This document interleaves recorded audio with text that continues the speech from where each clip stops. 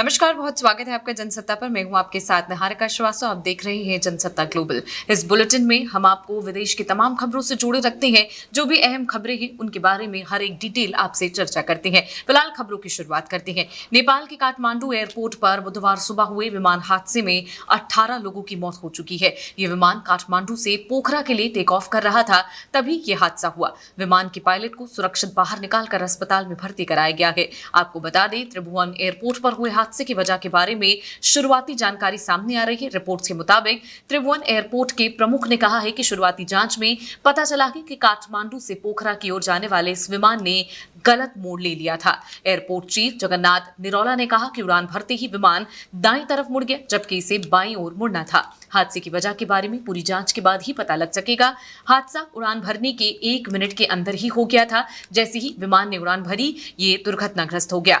बीते सालों में नेपाल में कई विमान हादसे हुए, जिसमें सैकड़ों लोगों ने अपनी जान गंवाई है। दुर्घटनाग्रस्त विमान में सवार सभी लोग शौर्य एयरलाइंस के सदस्य थे। नेपाल नागरिक उड्डयन प्राधिकरण के मुताबिक मृतकों में एक बच्चा भी शामिल बताया जा रहा है।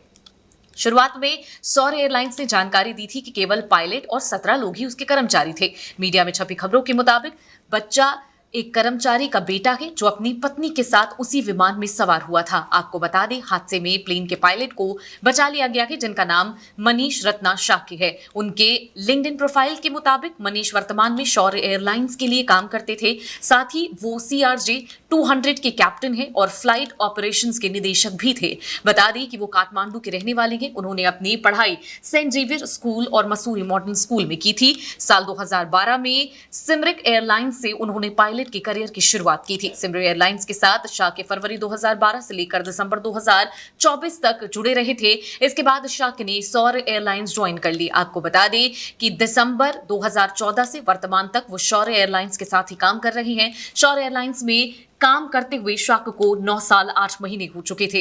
फिलहाल जो तस्वीरें आप अपनी स्क्रीन पर दिखा रहे हैं, ये बिल्कुल ताजा तस्वीरें हैं। आपको दिखा रहे किस तरीके से भारी मात्रा में इस वक्त सेना और बचाव कर्मी वहां पर लगातार लगे हुए हैं और अभी वहां पर मलबा हटाया जा रहा है। आप देख सकते हैं कि मलबा हटाने में बेहद ज्यादा वक्त लग रहा है और लग रहा है कि ये तमाम चीजें अभी कल तक चलेंगी, लेकिन यह हादसा बेहद ज्यादा भीषण था। ये तस्वीरों में साफ नजर आ रहा है कि प्लेन के पूरी तरीके से परखच्चे उड़ गए थे।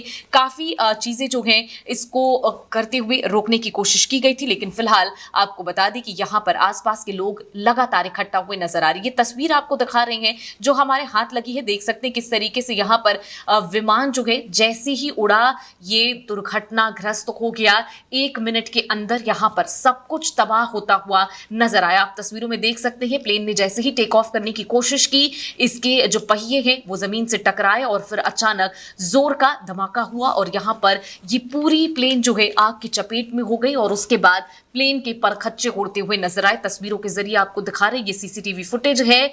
किसी को नहीं पता था कि जो यात्री इसमें सवार हो रहे हैं वो जो टेक्निकल टीम खुद शौर्य एयरलाइंस की थी, नहीं पता था कि ये उनका आखिरी सफर होगा। कुछ चश्मदीदों की बयान हमारे पास है, आपको सुनवाते हैं कि उन्होंने जब यह हादसा देखा तो किस तरीके से यहां पर तमाम चीजें हुई, कैसे 1 मिनट के अंदर सब कुछ तबाह हो गया और 18 के 18 लोग मौत के मुंह में चले गए। सुनिए ये बयान। नाम तपाईँ के गर्नुहुन्छ यहाँ? ड्राइभर हो, गाडी बनाइरहेको थिएँ। त्यतिखेरै इमर्जेन्सी एक्सिडेन्ट भयो। तपाईँले त्यहाँ के देख्नुभयो? कस्तो थियो त्यो बेलाको अवस्था तपाईँले थाहा पाउँदाखेरि? मैले थाहा पाउँदाखेरि पहिलो ड्याङ्ग गऱ्यो, यहाँ माथि कन्टेनरमा लागेछ। त्यहाँबाट पछि यहाँ भित्तामा आएपछि अर्कोपल्ट नि डङ्ग गऱ्यो, अनि आगो बल्यो। आगो बलेपछि त्यहाँनिर आगो बलिसकेपछि अनि म कुदेर गएँ। त्यतिखेरसम्म एउटा ट्याक्सी एउटा बाइक मात्रै थियो यो बाटोमा म जाँदा। अनि म गेटमा सुइँ गएको, म जाँदाखेरि त्यो मान्छेहरू कोही पनि थिएन, एकदम खाली थियो। अनि फेरि पड्केपछि म यता फर्केर आएँ। अनि पछि हल्का हल्का मान्छेहरू आउनुभयो। आइसकेपछि माथिबाट सबै मान्छेले हेऱ्यो, पुलिस आर्मीहरूले हेऱ्यो, तर त्यति गरेर मिलाउने कोसिस कसैले गरेन। मैले रियल देख्दाखेरि अनि पछि बल्ल बल्ल दमकल आयो। दमकल आउँदा माथिबाट यो पाखो चाहिँ भिजाएर बस्यो। त्यो एउटा लडेको त्यो ट्रेन होला, त्यो चाहिँ भिजाएर बस्यो। तर यहाँ प्लेन बलिरहेछ। आधी घन्टा लगभग 30 देखि 35-40 मिनटसम्म यहाँ दमकल आएन।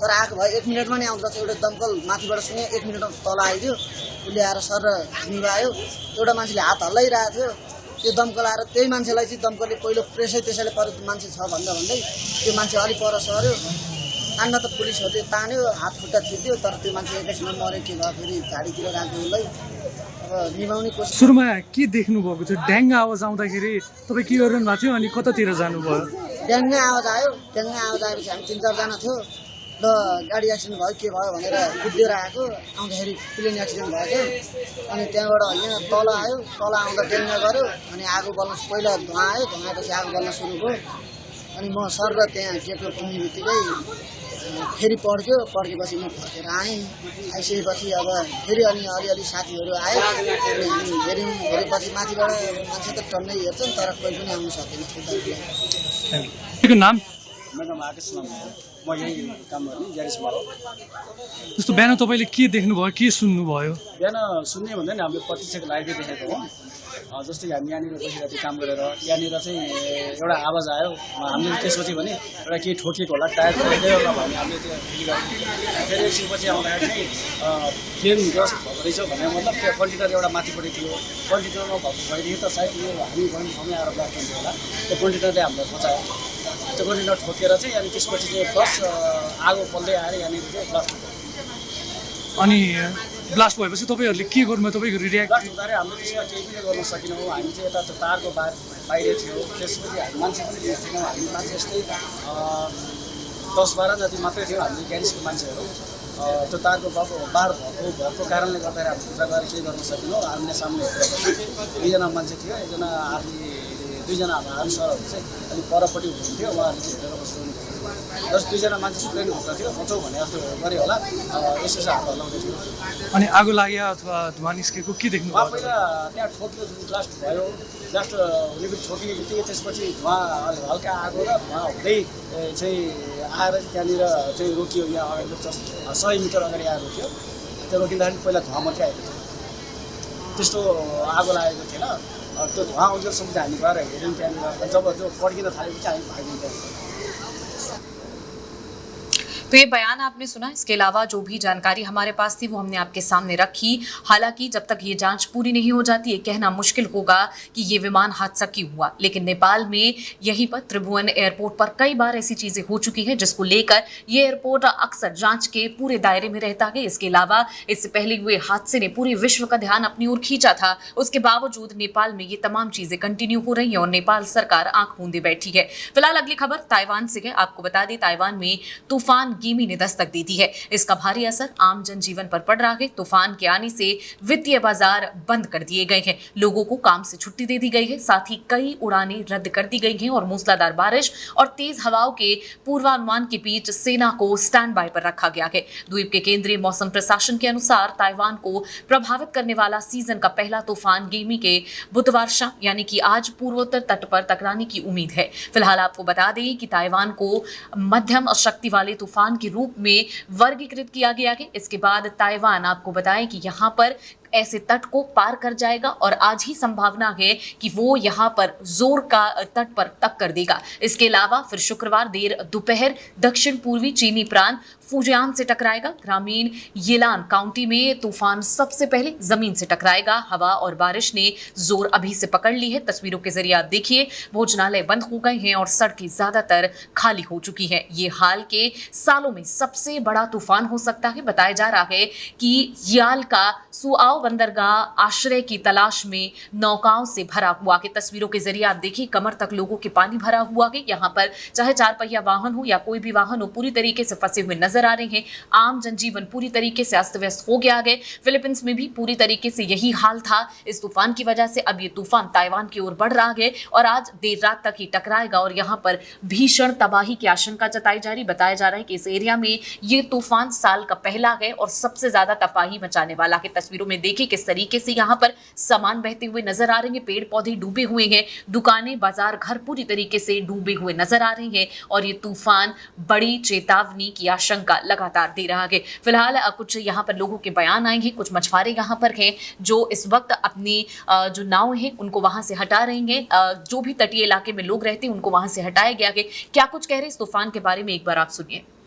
但会紧张咯，很紧张，因为有8年没有绑台风这种动作了，今年要绑一下啊，因为这次台风又从宜兰登陆。